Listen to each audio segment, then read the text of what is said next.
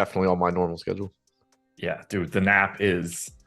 I haven't wanted something so bad in my life in a very long time, but 12:30 when I get to hop in bed and go back to sleep, I am going to be quite the happy camper. Usually for me, like 10:28 during the show, I'm looking at it just like 30 more minutes. That's how I am at 10:01 when I realize I got to do a show with you. What's going on, everybody? NBA Strategy Show, Tuesday, November 14th. I am Josh Engleman. I am joined by Adam Scherer. We are brought to you by Vivid Picks. Not a four-gamer like yesterday. 10 games on the docket. These are tournament games. Some of these teams have nothing to play for in the tournament already. I will touch on that as we work our way through. But I want you guys to hit that like button, subscribe to the channel, hit the notification bell so you know when everything goes live. Follow us on Twitter. Our Twitter handles are probably below our bodies. Adam, what's up? How'd it go last night? Not great. Played a lot of Otto Porter once he got the start. He predictably did absolutely nothing. It's been, I think, like every slate this year where you get like a cheap guy in the starting lineup or you get, cheap value that opens up near lock. They just suck. Like they'll be 50% owned.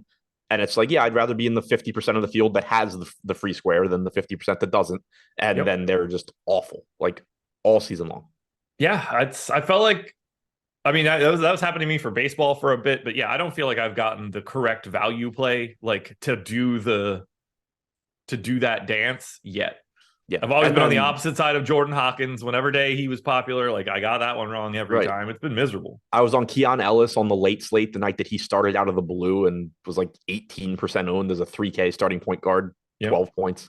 Didn't matter. Yeah, it's just been it's been like that so far this year. And then of course, like you get RJ Barrett ruled out. So I play a bunch of Julius Randle. He loses to Siakam at that price point by like 30.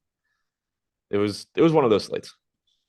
Yeah, when I started looking at it, I was like, oh, yeah, I would have I had a ton of Siakam throughout the day. I was like, that looks good. 67, had to have him. And then I started looking at some of the other names that I knew I had a lot of. I was like, well, that wouldn't have went well. Yeah, you needed like Torrey Craig and Koulibaly as your value pieces.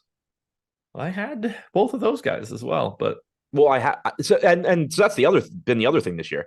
I'll figure out my lineups like on the deeper dive.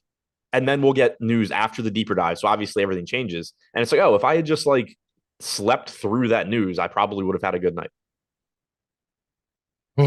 Well, yeah, Garland would have been rough for me. That didn't go well. You ready to dive into this? We got 10 games. Yeah. Well, let's get it started, folks. Like I said, if you are here, hit that like button. It will help us out tremendously. Miami Heat, 3.5 point favorites in Charlotte, 225 total. I would have thought that Charlotte would have been the kind of team that would make Miami interesting.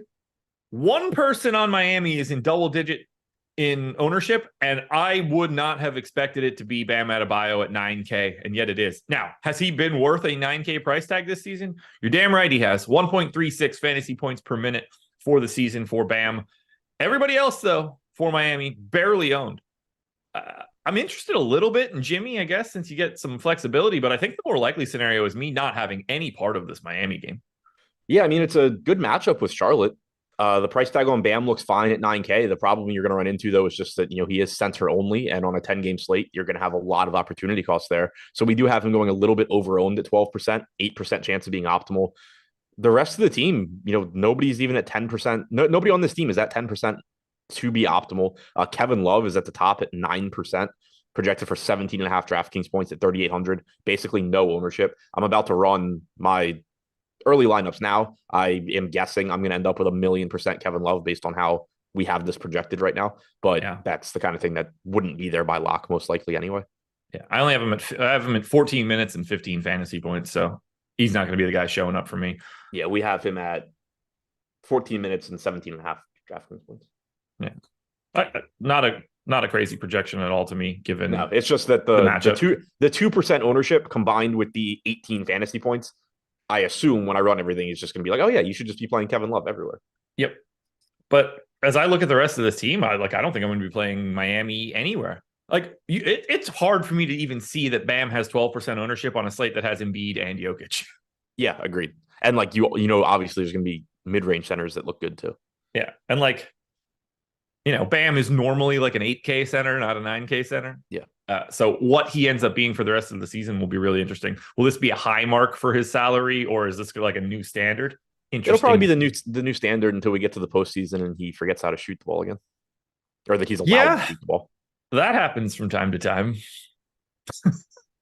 Nothing else for Miami. I think it's pretty easy to just like roll through this one. $5,400 power forward Duncan Robinson is available for you on DraftKings if you want to roster someone that in a position that makes no sense. Yeah, at a price tag that makes no sense. Yeah. Charlotte's side is going to be a little bit different. Gordon Hayward is probable. Brandon Miller is probable. Terry Rozier still out. We are going to be getting Miles Bridges back very shortly. That should be interesting for the league. No ownership coming into Charlotte. Nothing to 10-4 LaMelo Ball, Mark Williams, PJ Washington. These guys are unowned. This first game has basically nothing going on. Yeah, it's hard to make a strong case for the Charlotte guys because it's not even like you can say that they're in a good matchup like you can with Miami. LaMelo's price tag's up to 10-4. Clearly he's very good, but that price tag's very expensive. Hayward, Washington, Williams, Miller, these guys are just all priced up to where they're very difficult to get to, especially on a 10-game slate. Yeah, this is like, I thought Miami might end up looking interesting just because of facing Charlotte, and that doesn't appear to be the case. I'm going to be very surprised if I have much of this game. I'll get some Mark Williams because I tend to get him no matter what happens, no matter how I have him projected. Yeah, I've barely had him at all this year, which is weird. Yeah, I've been going the opposite direction, and I haven't been mad. There's times where I have him where it's just like, oh, he had 20 and 20 or something last night. Great, that'll work for me. But yeah, right now I think we're mostly just drawing a line through Miami and Charlotte. I never mind that on the beginning of a slate, like not having part of this game. Like if this was the only 7:00 game, I'd be very happy about that. Yeah, until it's 8:15 and you realize that Bam already has 48 points. Yeah, those days happen. Yeah, or you look at the score like end of the third, it's like 78-78, and you're like, all right, glad I don't have this game, except shit, the score is tied, and you just keep looking and it keeps staying tied throughout the fourth and then goes to triple overtime. Jake Lindland hit us with the super chat, said, so thank you for that super chat, by the way. As a hand builder using stochastic projections, what's the best way to build single entry 3 max lineups? I find myself getting too caught up in points per dollar. Well, you can't get too caught up in points per dollar because that is the best thing that you could look at in the grand scheme of things. If you can spend all of your salary in the most efficient way, you're going to build arguably the best lineup that you can build. It's what you do after that and your particular contest that really matters. And really, it's just going to be a couple small moves off of what you would consider to be a relatively optimal lineup. I mean, I think the lineup generator is probably going to be your best bet for starting off with like the good bones of a lineup. But you have anything that you would want to add there for handling this? I mean, to me, this is going to be a relatively small contest just because of single entry 3 max type. So you're looking to build a cash lineup and make a couple tweaks. Yeah, I mean, I don't have a lot of experience with it. I haven't hand built lineups in 5+ years probably, but when I did, pretty much what you said. Like I would, when I hand built lineups, it was before even using projection. I was using projections. Like I was kind of just eyeballing shit and somehow still winning. But I think like the way that I would go about it is I would basically try and put together what I thought the best possible lineup was. And then I would look at it and say, like, okay, who in this lineup has either like who in this lineup, do I think just like has the lowest floor type thing, or who in this lineup has the most alternatives around them at their respective salary. And I would swap a couple of those guys to somebody else, which is basically what you were saying. And especially in smaller field stuff. So, that's how I would handle it. I always preferred building bottom up, starting with the best point per dollar value. And then once I had those pieces in place, trying to figure out which of the highest raw scores I could get to, and then see what filters into the middle. Yeah. So Jake, I would not get too worried about that last sentence. Don't get too caught up in points per dollar. So I do think, though, to a degree, right? So I do think the thing you need to be careful of, and I assume kind of what he's referring to, is if you just go best points per dollar, you do have the potential to not give yourself enough upside. Yeah, like that's why, like, usually I would like put the best 2 or 3 like value pieces in, and then be like, okay, let me get to Jokic. And that's the other thing. Like, try building different versions of lineups. Like, put in your first 2 or 3 value pieces and then say like, all right, I'm putting in Nikola Jokic. What does this lineup look like? And then put a lineup next to it where you put in your 2 or 3 value pieces. And then you say, all right, I'm going to put in the best mid-range point per dollar value. What does this lineup look like? And then, I kind of, back when I was doing it again without projections, I would kind of just eyeball it and say like, all right, realistically, what score could these guys get that I wouldn't be shocked? And then, a lot of times I would just kind of write it down, and then it would be like, oh, like this lineup, eyeballed ceiling is 15 points higher than this one. I like this one more. So that was one thing, was kind of just trying to build a couple different versions, of your lineup. But I think, basically just trying to build the best lineup you can and then switching a couple of guys out to lower ownership. There we go. Atlanta Hawks, next team up here. They are. Hang on, sorry. Go for it. James in chat had a good point too. It's just another one of the small issues with points per dollar. Like if you're 3K and project for 18 fantasy points, you're going to be a really good point per dollar play. But a lot of times you also are like a shitty play. Yeah, absolutely. Good question though, man. Appreciate the super chat. For the Hawks, Trae Young, questionable personal reasons. I guess his wife had a baby yesterday, so I assume we'll know with pretty early whether or not Trae's actually playing in this one or not. Otherwise, everybody else is available. Decent chunk of ownership coming into this team. 12% to Bogdanovich, 12% to Clint Capella, 16% to Onyeka Okongwu, 14% to Sadiq Bey. Those are not the 4 guys that you would be expecting to get that ownership. They were not Trae Young or DeJounte Murray. Wes Matthews now a part of this rotation. Doesn't look like AJ Griffin is going to be moving forward. What stands out most to you for the Hawks? Just mid-level ownership coming in to a lot of this team. Capella is still very reasonably priced at 5,600, pretty much correctly owned. Sadiq Bey at 4,300, obviously is disappointed in some games, but the playing time's been there. He's getting 14% ownership, 18% chance of being optimal. Okongwu, I don't know how he's staying at 4,500, but he's getting 16% ownership. We actually only have him with a 9% chance of being optimal. Bogdanovich, sub 5K, shooting guard, small forward. It's just the cheap pieces on this team that I think are going to really help you fill out lineups, because these guys do have upside. They are relatively inexpensive because of their limitations. In the case of Capella and Okongwu, obviously they're splitting minutes with each other. Sadiq Bey, Jalen Johnson's ahead of him, but still gets enough minutes. Bogdanovich still gets enough minutes that this team's just a little bit underpriced. Trae Young at 9,200, DeJounte Murray at 8,300, Jalen Johnson at 6,200. These are all viable, like contrarian tournament plays, but these are guys that are pretty much correctly priced for what they're going to do or their general role. Whereas the 4 pieces getting ownership are just cheap. 4,300 for Bay just feels a little low for what we're getting here. I'm over on Hunter. I'm neutral on Okongwu. I'm a little bit over on Capella. How do you want to handle the minutes for Capella and Okongwu right now? Is that like 25-23 to you because Capella gets the start? Yeah, I think in that range is right. Yeah, that's tricky.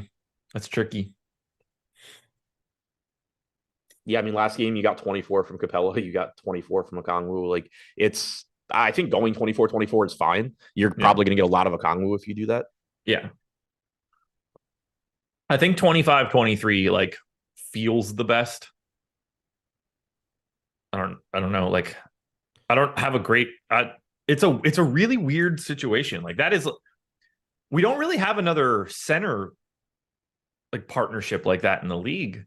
Like, that happens sometimes for Isaiah Hartenstein, but like they don't. It's generally they want 30 plus out of Mitchell Robinson. Right. There's other situations where it happens. Like the backup is just playing really well and stays out there, but it's unusual. Like it happened. It happened recently with Jalen Smith over Miles Turner, but it's not common. Like they're not. Indiana's not going into the game like, oh yeah, I don't know if we're going to close with Turner or Jalen Smith. It's here. It's really up in the air. And sorry, Jordan, I am at work right now. I cannot watch the videos you're sending me on Instagram.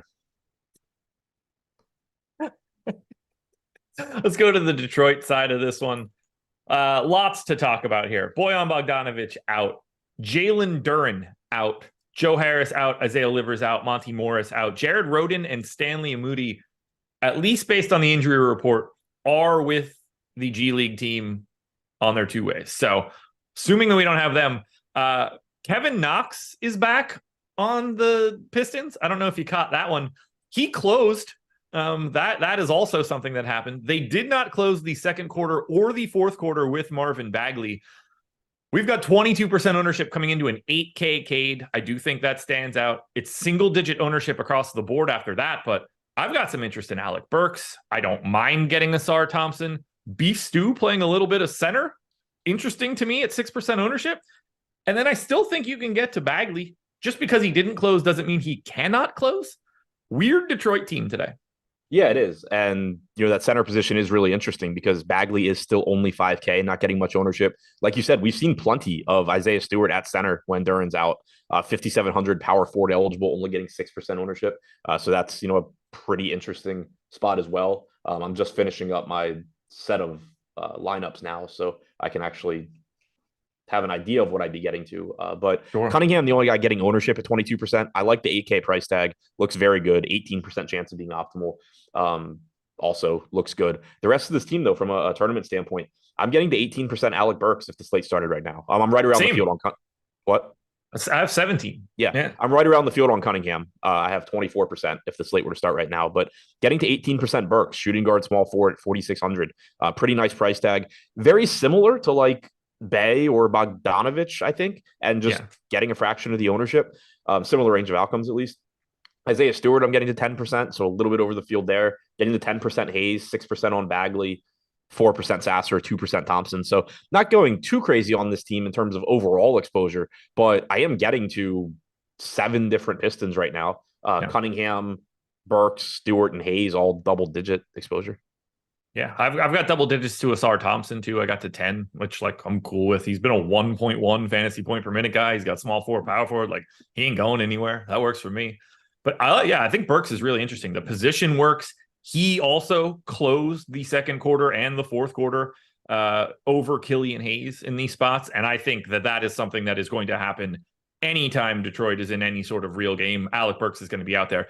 He is arguably the second best player on the Pistons. For DFS? No, just for the Pistons. Yeah. Sure. Yeah. So I was just going back and looking at the previous games we talked about. I don't have 10% of anybody on Miami. I don't have a single player on Charlotte.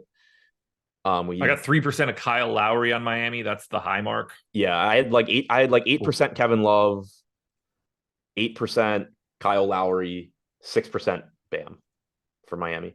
For the I basically Atlanta don't side, have Charlotte either, so I'm with you on that one. Yeah, for the Atlanta side, 38% Bay, 14% apiece to each of Okongwu, Bogdanovich, Capella, 10% to Trey.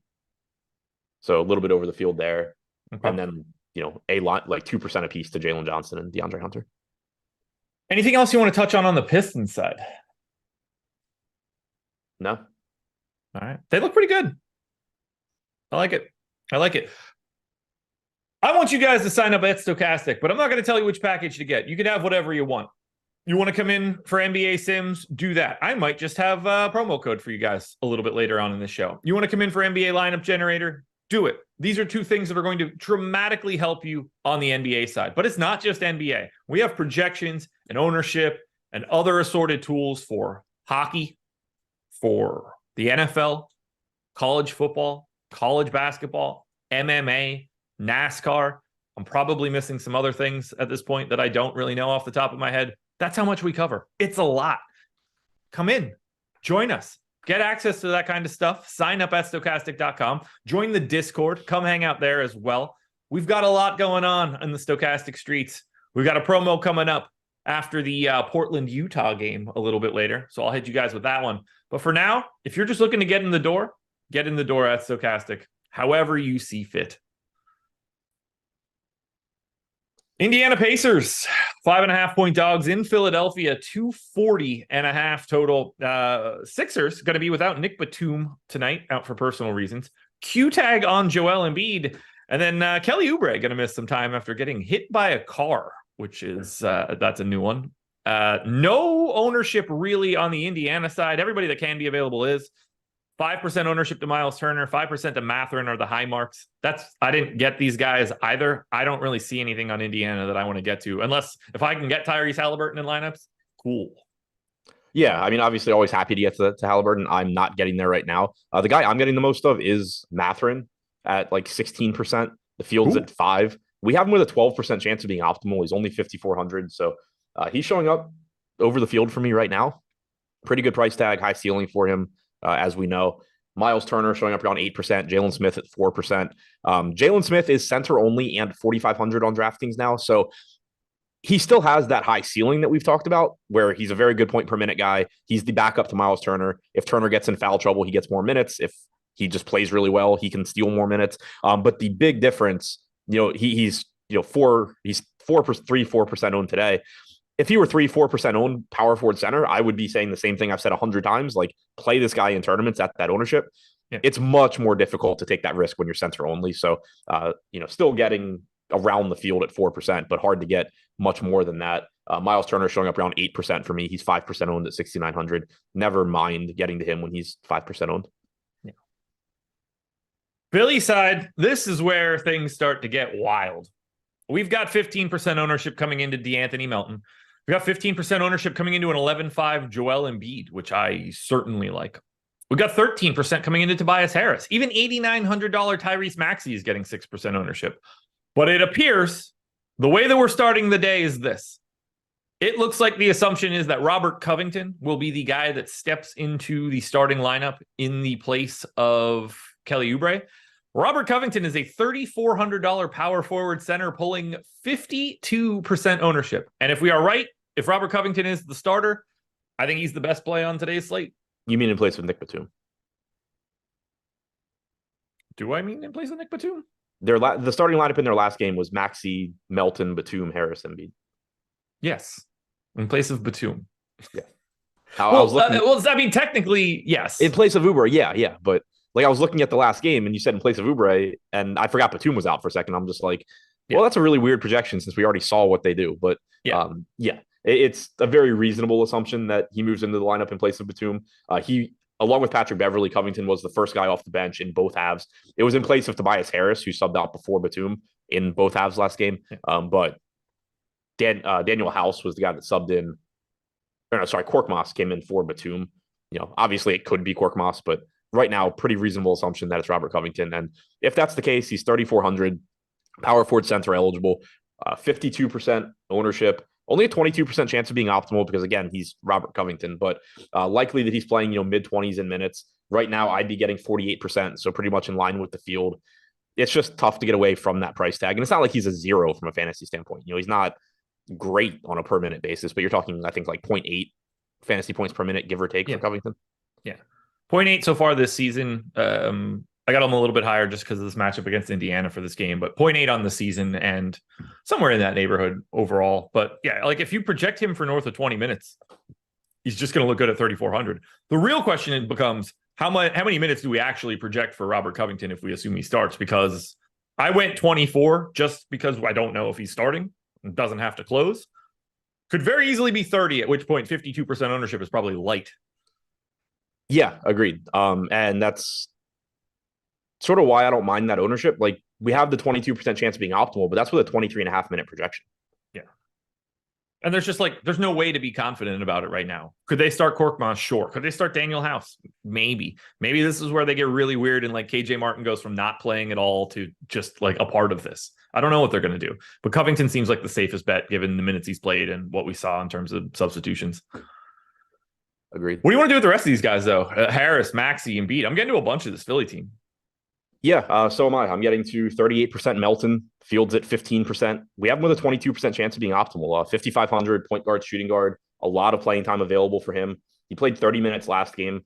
There's room for more if you look at his rotations. He played nearly the entire first quarter, nearly the entire third quarter, but only played the final 3.5 minutes of the game, only played the final 5 minutes of the second quarter. So there is the potential for him to just pick up more minutes. And at 5,500, only 15% owned, he looks pretty appealing. Yeah. Getting to 30% Harris, 26% Embiid, over the field on all these guys. Embiid, 15% owned. Clearly, if I can find the salary to get to him, I love the idea of being able to get to more of him. Tobias Harris at 6,400, 13% owned, getting 2x the field. This team looks really good to me. Couldn't agree more. Yeah, I got 88% Maxey. The field's at 6%, so technically over on him too. I got 13 on Maxey, so doubled up. 25 on Harris, so like doubled up. 88 of Covington. I got 5% of Paul Reed, which, I don't necessarily want, but if Joel Embiid ends up out, we're probably going to get like 55% of Paul Reed as well. Yeah. I'm close to double on Embiid, 28. I do have some Melton as well. Like, I mean, with this 240 total, this matchup looks fantastic. Yeah, I have 8 guys from this team in at least one lineup right now. Pay attention to it. That Joel Embiid news will matter. Anything else for Philly? Nope.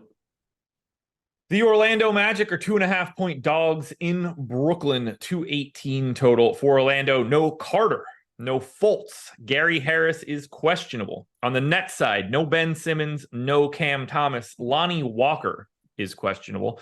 Single-digit ownership for Orlando across the board. I don't really see anybody that stands out here. I think everybody's sort of at the price point that is viable. You like anything here? If we happen to lose Gary Harris, if he is questionable and then out, maybe Anthony Black starts to look a little bit better at 4,400 shooting guard, small forward, but I don't expect to have much of Orlando. Yeah, I'm not getting much of Orlando. I am getting the Jalen Suggs, which is interesting. 5,900 point guard, shooting guard, getting 8% ownership. He is the highest owned guy on Orlando. We do have him going slightly under owned, 9% chance of being optimal, 8% ownership. I'd have 16% if the slate started right now. Other than that, I would have 2% Goga and not a single other guy from Orlando.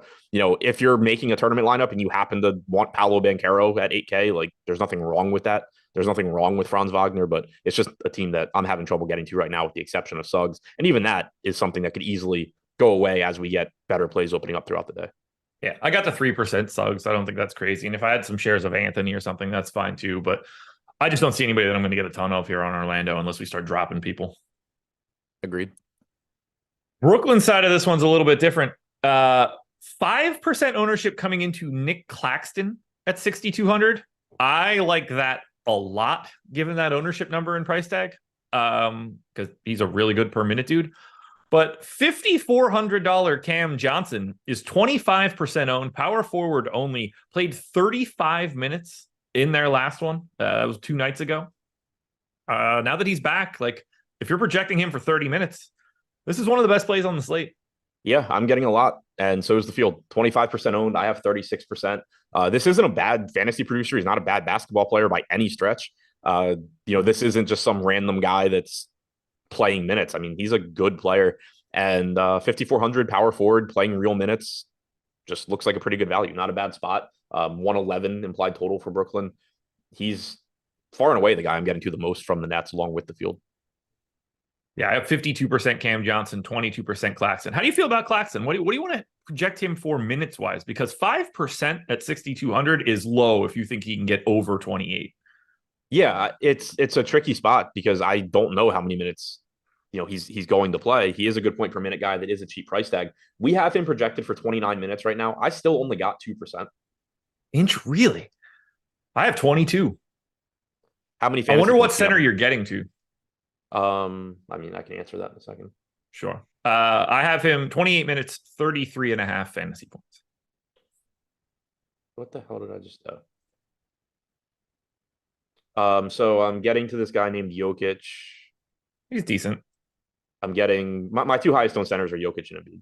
Okay. Not including Robert Covington. Right. So yeah, you're just in a different range. That's very reasonable. Yeah, I'm a big fan of Clax here, especially with having Goga and Muscala and whatever the hell else is like tossed over on the other side. Muscala's on the Wizards.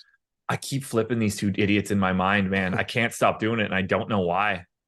I really, really don't know why. Those 2 guys are broken in my brain. Wagner and Muscala. Yeah, I don't know why. Wagner was on the Wizards. Probably not helping me in this situation. I think I've done that a couple times now. The point still stands. That it's the same situation here for me. I really like this spot for Nick Claxton. So yeah, if I start getting more mid-range centers, I would expect to be getting to more of him at 5%. It's just like right now, 48% Jokic, 26% Embiid, 14% Okongwu are my 3 highest owned centers. Okay. I don't want anything else here from Brooklyn, though. No, I mean, I'm getting like 12% Royce O'Neal. That can and hopefully will go away. But we do have him going a little bit over owned at 5,100, 11% chance of being optimal, only 6% ownership. So with the information we have right now, that's a play that is very reasonable, I think, to be like 2x the field on. And then other than that, it's my one Nick Claxton lineup. So Johnson a lot, O'Neal and Claxton, the only guys I have from Brooklyn at the moment.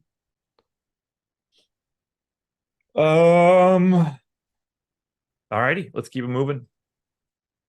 The San Antonio Spurs are 9-point dogs in OKC, taking on the Thunder. Unfortunately for the Thunder, this game is basically meaningless other than just getting a regular season win. They are, for all intents and purposes, eliminated from the in-season tournament already. But 237 total here. Hard to talk about San Antonio. They don't look great on the surface. 9% ownership to a $6,300 Devin Vassell. I actually love that price tag for him. But we are ripe to have this look way different. Keldon Johnson questionable, Trey Jones questionable, Jeremy Sohan questionable. They ran like a real normal rotation in their last game. All the normal starters played 33, 34 minutes. They had just 3.5 backups, if you want to include Charles Bassey. If we drop Trey Jones or something, they might just consolidate these guys again, and we really start to look at San Antonio a little bit different. But no matter if those guys are in or not, I like Devin Vassell at 6,300. Yeah, I mean, I have 6%, the field at 9, so pretty much in line with them there. I'm not getting to anybody a ton from San Antonio, but I am like a little over the field on kind of the entire team. I'm getting 12% Zach Collins at 5% owned. I'm getting 10% Wemby at 5% owned. I'm getting 10% Chetty at 3% owned. 8% Trey Jones at 3% owned. 8% Keldon Johnson at 6% owned. 6% Vassell, and then 2% Bassey. So it's a team that, like, I'm going to have at least right now, I have a lot of lineups with like a guy from the Spurs, but there's not one guy from the Spurs that is going to make or break my night. Now, that might be Devin Vassell for me. I mean, they have a 114 total. Nobody's getting any ownership because they're pretty much correctly priced. Yeah. But like, there is young talent on this team. There are guys that produce fantasy points. Wemby is Wemby. Collins is not a bad fantasy producer. Keldon Johnson is not a bad fantasy producer. Neither is Devin Vassell. Neither is Trey Jones when he gets minutes. Like, there is a clear path to at least one of these guys having a big game. It's just a matter of, which one is it, and who knows. Well, I hope it's Vassell based on the rates that I have right now. Well, if you saw the thing that I retweeted either last night or this morning, Devin Vassell better than James Harden at basketball. Maybe. I can't rule that out right now. I mean, they look like shit. They do. But yeah, I don't know if you saw it. I don't remember who tweeted it, but it was like a current top 50. And like, clearly it must have literally been like the top 50 players over the last 2 weeks. Sure. Because Harden is not in the top 50. Yeah, that is insane to think about.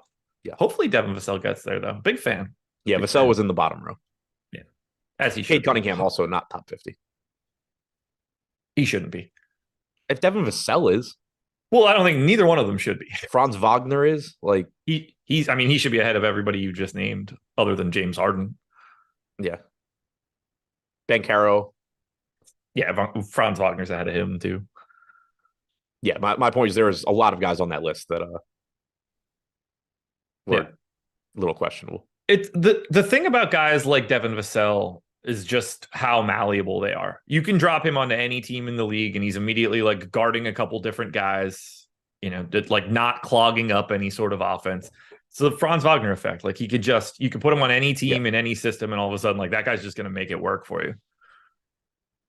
Those guys are valuable. People are really bad at valuing them. Denny Avdia. Working on it at this point.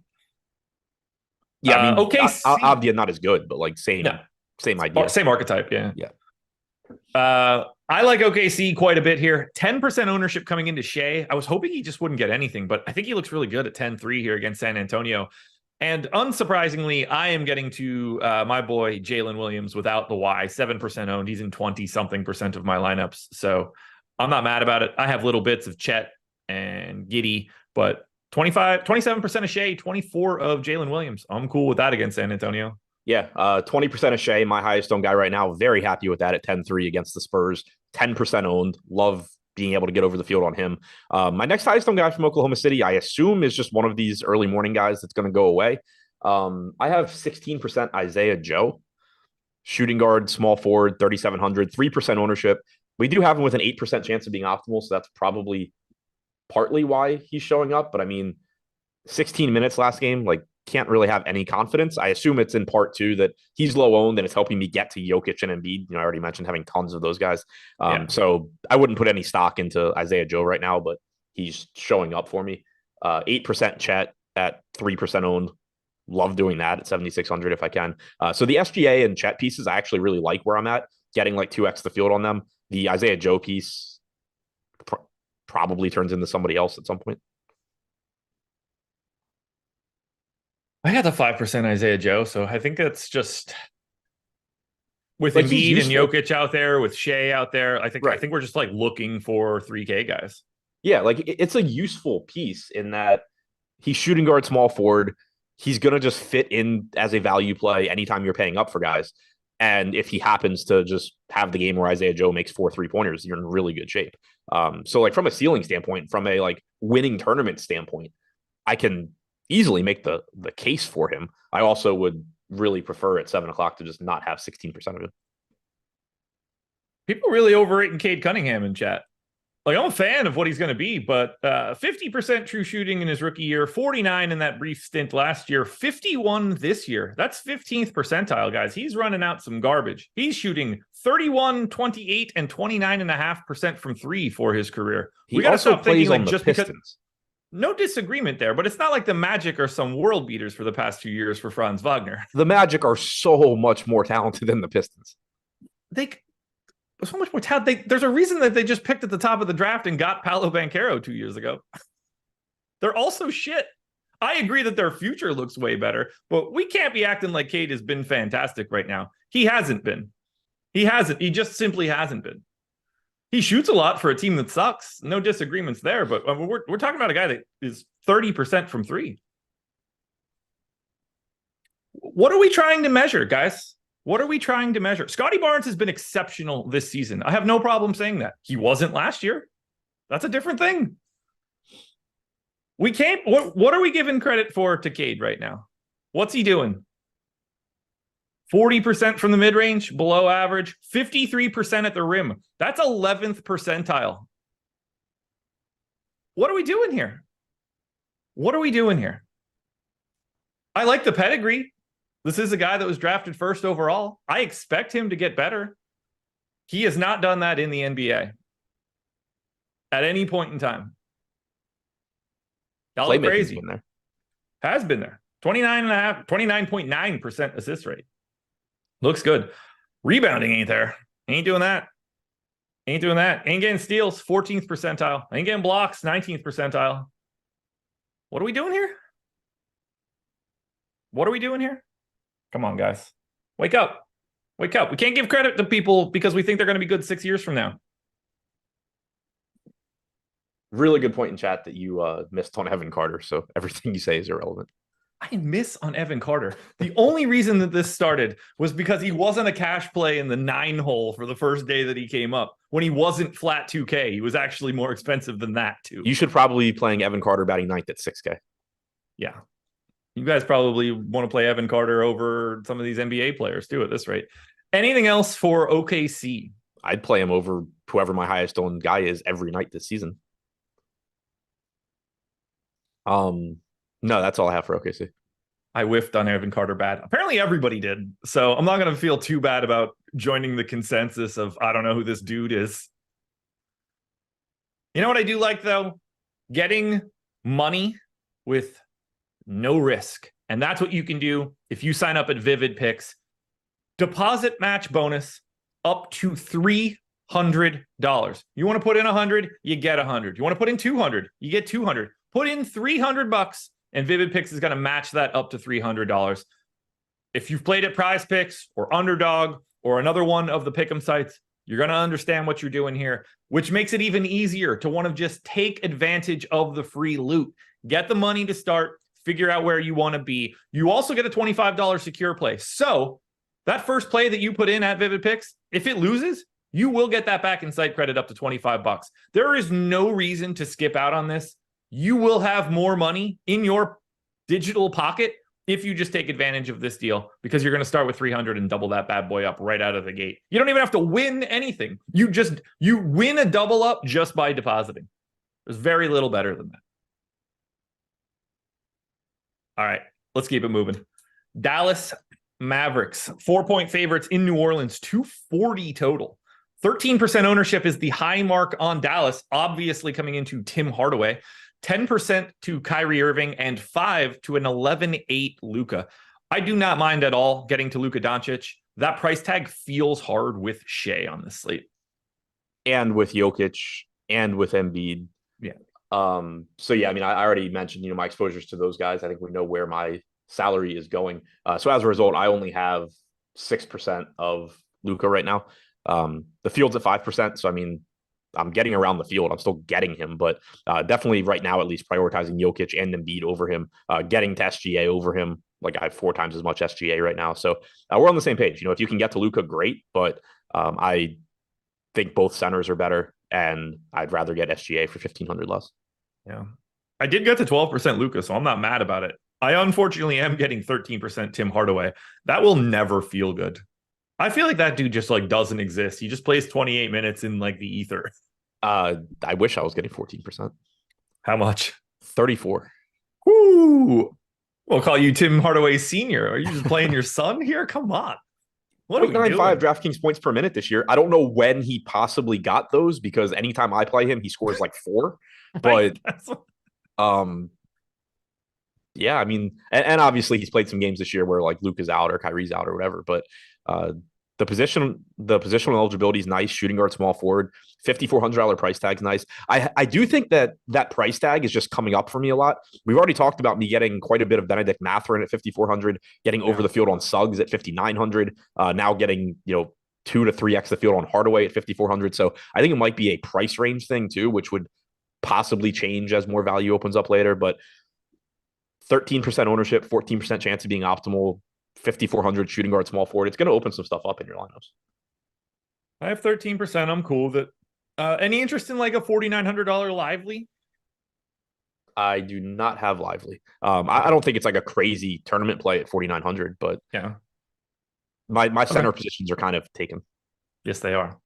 Opposite. Are you getting to Josh Green? No. All right. Yeah, this is another one. Isaiah Joe for me that's going to probably change. 3,500 Josh Green, small forward, power forward, 5% ownership. We have him with a 10% chance of being optimal, and so I have 24%. Okay. But again, there's nothing about Josh Green that I'm looking at and saying, I think the field's missing. I think this is a great play. He's just a random $3,500 guy showing up in my lineups so that I can play Nikola Jokic and Joel Embiid. I got a bit of this next side. In particular, 12% owned Brandon Ingram is 8,400 shooting guard, small forward. I have quite a bit more than 12%. You could have your 30-something% of Tim Hardaway at 12% ownership. I'll take it for Brandon Ingram. 10% ownership coming into Zion, but the key piece here for New Orleans, Herb Jones questionable, Trey Murphy still out, Larry Nance out. Who do you think benefits most for Nance being out? Does Joval get more minutes? Yeah, I think the backup center? Should be interesting. So I think Joval benefits, and then Cody Zeller is in the rotation. Do you think it's Cody Zeller or Jeremiah Robinson Earl? True. Does it matter? Probably not on a 10-gamer. Yeah, say probably not. The only reason it could, I mean, Zeller's 3,200. If he played 18 minutes. Robinson Earl also has power forward eligibility. Yeah, he's also 4K though, and yeah, sucks. Okay. Actually, I guess he's not that. It's hard. He's he was on OKC when OKC had nobody. Yeah, I mean, it could end up mattering. I don't. If Herb Jones ends up getting ruled out, then I think they're both playing. Yeah, if Herb Jones gets ruled out, I think Zeller kind of has to be in the rotation. Yeah. Yeah, I think so too. Well, I don't necessarily think they could just go 48 minutes at that point in time and move everybody down a peg potentially, but I think we would see them both at that point. What do you want to do here with the rest of this team? You getting to any of Jordan Hawkins or Zion? To me, Ingram is like the standout piece for the Pels. Yeah, I'm not getting much of it. I'm getting the 10% Hawkins, 8% Ingram, 6% Zion, 6% Najee, 4% Joval. I would really like to be getting more Joval. It's like Claxton for me. I think it's just that right now I'm allocating so much to Jokic and Embiid. But if I start like pulling back on those guys a little bit, not only do I think I start getting more Claxton at 6,200, I think I start getting more Joval at 6,300. He's only 4% owned right now. That's a really interesting tournament play just because he could play substantially more without Larry Nance. So that one's interesting. I'll be interested to see, sort of where I end up there. But yeah, I think Zion and Ingram both look pretty good. They're just not guys that I'm getting a lot of. And that too is impacted by how much Jokic and Embiid I'm getting. If I start losing those guys and just getting more balanced mid-range lineups, then Zion and Ingram are guys that I certainly would expect to be getting more of. All right. For the rest of this show, from the next 4 games that we have, I'm not adding anything. We are 11 minutes from the end of the show, and the NFL show is behind us, and we're not close. So yeah, we're play Brandon Ingram than them, but I agree. Play Brandon Ingram. I don't have Joval in this range with any volume because I have Nick Claxton. Just putting that out there. Why not $3,300 Najee? I have 6%. There you go. Portland Trailblazers are 7-point dogs in Utah, 229 total. Portland is continuing to be without all of their relevant guards, Malcolm Brogdon, Scoot Henderson, Anthony Simons, plus Robert Williams. 24% ownership coming into Jeremy Grant, who's playing 48 minutes a night. Not as much ownership coming into Shaedon Sharpe, who's also playing like 48 minutes a night. No problems getting to Grant. What do you want to do with the rest of Portland? Refreshing our page because they were not in the boom bust tool they're still not in the boom bust tool. 7,500 for Jeremy Grant, playing 40 minutes a night. Yeah, so I don't have anybody from Portland because they also were not in our projections. Okay. Yeah, so you can do Portland. Okay. I'm going to assume that since I used our sim tool, I don't have Portland for a specific reason, but Jeremy Grant stands out, 7,500 power forward eligible. I mean, he's playing 38, 40, 42 minutes a night, like clockwork. Ayton looks fine for 7K. To me, not a huge priority, but he is 12% owned. That does stand out a little bit. If you want to get to like Shaedon Sharpe, it's fine. Skylar Mays up to 6,700, so I'm not going to feel bad about not getting there. I think it's Grant and not much else here. Yeah, seems fine to me. I don't really have anything to add at this point. It is a good matchup, like an appealing game if you want to start getting to these guys in tournaments, but it's a 10-game slate. There's plenty of guys that look comparable. And they're already priced appropriately. Opposite side of this one's not going to help at all, so I'll just hit this one. Utah Jazz. Colin Sexton is 29% owned. That will go away by the end of today. That's impossible to maintain unless people are out, and it's still just Walker Kessler. 28% ownership coming to Jordan Clarkson. I don't think that's crazy at all at 6,500, especially against Portland. 22% ownership coming into a $5,300 Keontae George. Also feels a little bit aggressive. I don't think we're going to see this ownership on Utah at all, other than the ownership that's coming in on Clarkson. Colin Sexton will not be 29% owned today, playing 18 minutes off the bench for the Jazz. That's just not happening. I will take your word for it. Yeah. I mean, he doesn't play enough. Like that's just, there's going to be 100 different versions of Colin Sexton if you want to get him. And like Keontae George, 5,300, that is 22%. Like he's not priced incorrectly. He should not be 22% owned. Clarkson, on the other hand, does look good. LA Clippers, 6-point dogs taking on the Denver Nuggets. This one should be pretty easy. 223 total here. Clippers have everybody normally available. Same for the Nuggets, except for Jamal Murray. Do you have any interest in the Clippers?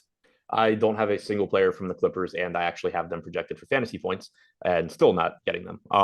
The price tags are slowly dropping. Kawhi's sitting at 8,200. He's the highest owned guy at 2%. Norm Powell also at 2% at 4,200, but I'm not getting to this team still, which is in line with how it's been since Harden got there. I got a little bit of Norm Powell. I hope that goes away by lock. I assume that it will, but 7%. That's all I really need here. Opposite side for Denver, a little bit different. 29% ownership coming into a $6,700 Michael Porter Jr., 16 to Jokic at 12-2. Wouldn't mind it, but I certainly prefer Embiid to Jokic today if he's in. Minimal ownership coming everywhere else, but Michael Porter Jr.'s minutes have taken a bit of a bump up now that Jamal Murray is out. And I think that's what's happening for his ownership because 29% is a big number. Yeah, and I'm right there. I have 30% Porter if the slate started right now. 6,700. I think there's a little bit of sticker shock when you just attribute it to his name, but 1.13 DraftKings points per minute this year is second highest on the team behind only Jokic. You mentioned the playing time being up. He played 37 and a half minutes last game. He just looks like a really, really good play in that price range. Obviously, as the salary gets more expensive, there is some more risk, but he looks really good based on, what he's been able to do this year. Jamal Murray still being out, the playing time he's getting. Jokic getting 16% ownership at 12-2. Right now, I have 48%. He's one of my highest owned guys on the slate. Certainly happy if that holds. May come down. I wouldn't. The reason I kind of would like it to come down is because then I would be getting less Josh Green, Isaiah Joe. Like, I don't really want to be playing those guys. But right now I am getting a lot of Jokic, and you can't really be that mad about it. Other than that, not really getting to this team. 6% KCP, 4% Jackson, 2% Aaron Gordon, and that's pretty much what the field's doing as well. Double-digit ownership to Jokic, almost 30% to Porter, and then single digits across the board on the rest of the team. All right, I got to hit you guys with this one quickly before we move any further. We hit a Millie Maker this past weekend on Sunday. Short Gamer TV picked up the dub. So we are offering a little bit of a deal to you guys based on that win. If you want to get our Sims tool and you haven't tried it out yet, any Sims package that we have is $20 off to new customers. You can build 5,000 lineups for basketball in like a minute, simulate those lineups against themselves. It's a fantastic opportunity for you guys. You see it on the screen right now. Jordan's got it up there. Code is Millie, 20% off. Got to be your first time getting the Sims tool. Shout out to Short Gamer TV for picking up the Millie. But if you guys want to use the tool that he used to ship that Millie, grab the NFL version of our tool. If you want to do it on the NBA side, grab the NBA version of our Sims tool. But either way, promo code is Millie. Minnesota Timberwolves, 1-point dogs in Golden State, 220 total. This is really the only good game on today's slate. And for the Wolves, 14% ownership to Mike Conley is the high mark. And it's like 7% ownership to Towns, Slow-Mo, Reed, Gobert. Don't mind Gobert at all. Don't mind any of these guys at all. Do I want 17% of Mike Conley? No, but I get it at 4,900. Just a couple decent dudes today. Yeah, agreed. I'm at 18% Conley, so I'm right there with you. He's 14% owned, 4,900, just a cheap price tag. Low usage rate this year, but still has been, 0.85, 0.9 fantasy point per minute guy. He's getting the most ownership. Gobert has the highest optimal percentage on the team at 13%. I have 14% of him, so I'm about 2x the field at 7,200. Happy to get there. If that turned into, some more Claxton and Joval, that would also be fine with me. But happy to get above the field on Gobert here at only 6% owned. Conley and Gobert are the guys I'm getting the most. I do have 12% Naz Reid, 4,700 power forward. Like, this is just another guy who the salary is not moving. It's actually dropping, and he's not getting much ownership. So the upside that comes with him at that price tag is pretty nice. 6% Anderson, 4% Towns, pretty much around the field there. Gobert and Conley look like the guys I'm getting the most of. All right. Yeah. I got a little bit of slow-mo, more than I want, but 4,500 small forward, power forward. There's just like a lot of different versions of him, and he appears to be the one that I'm getting to. Yeah.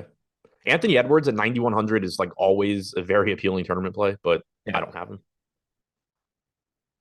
Golden State side, no ownership anywhere.